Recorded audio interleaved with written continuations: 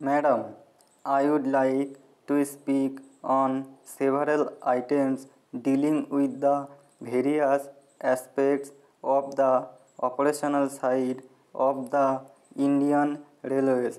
Firstly, we have to take into consideration that after partition, the Indian Railways had to bear a great strain.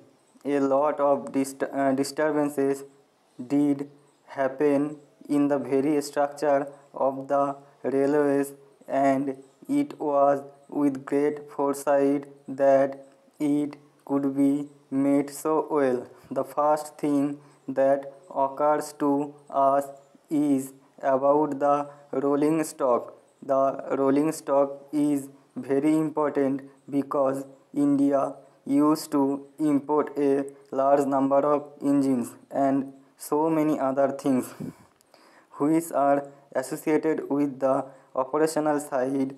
It is very heartening to see that today most of these things are being produced in India. Recently, I had the privilege of visiting some of these factories, especially the Chittaranjan factory, and I saw that the recent manufacturer of an electric engine was something indicative of the wonderful achievement. Steam engine and diesel engine are manufactured, the latter on Varanasi. These have gone a long way in meeting the demands of the railways sufficiently.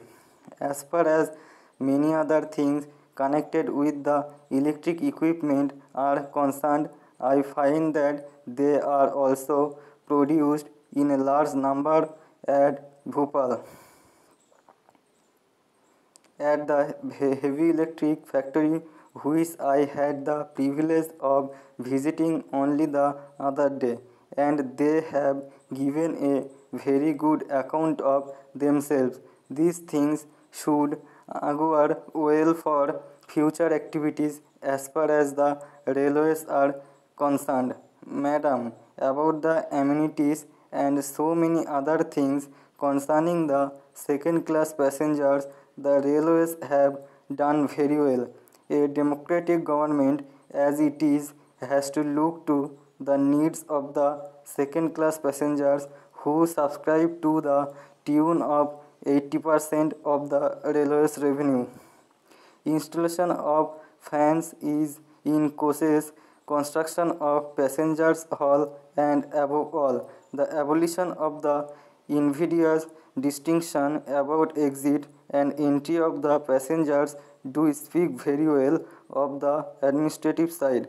And apart from the amenities, the exciting thing that we see is that those people who have been working, I mean the railway staff, have also been accorded a number of facilities at some places. It was a heartening scene to see students taking wholesome meals which were subsidized by the railway administration. These are some of the points to which I have to draw your attention.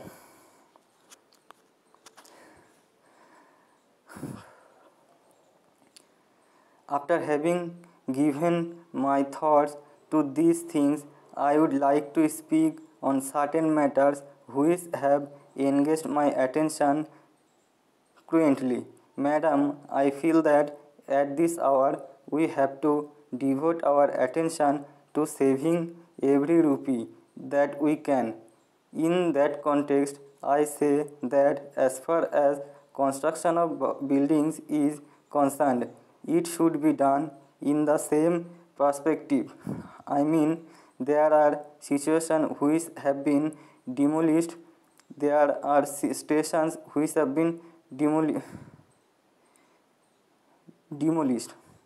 Station which could have been quite serviceable for years to come.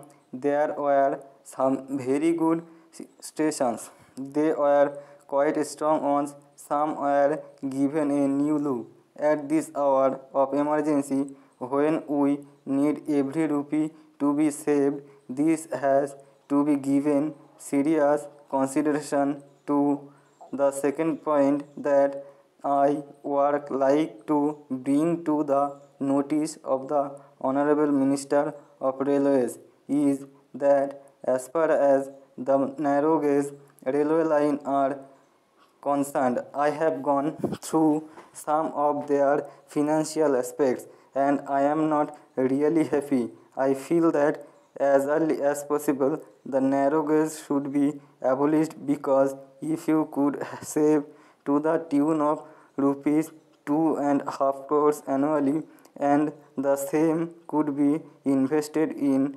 converting the line into broad gauge or even meter gauge, that would be a better project.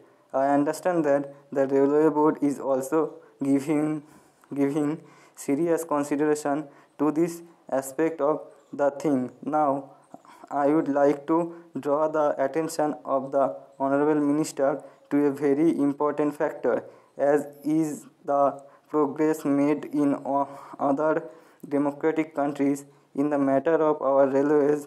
Also, we should try to make it more modern. We should rationalize it and also make it modern in a manner which may compare favorably with the railways in the other advanced countries of the world, which have gone much ahead of us. I mean, in this connection, that our research, designs, and standards organizations should be given more consideration than has been given to it so far. Madam, I can quote in this context some of the organizations working in various countries, especially in Japan, Britain, and America. Japan is one of country. Japan is one country which has gone far ahead of even many of the Western countries.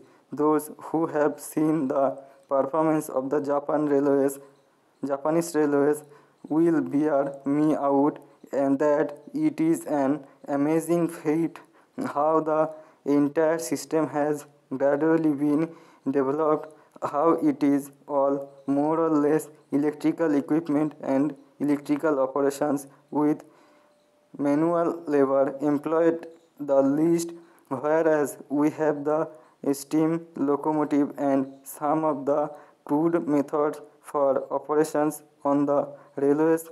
Japan has gone far ahead of us.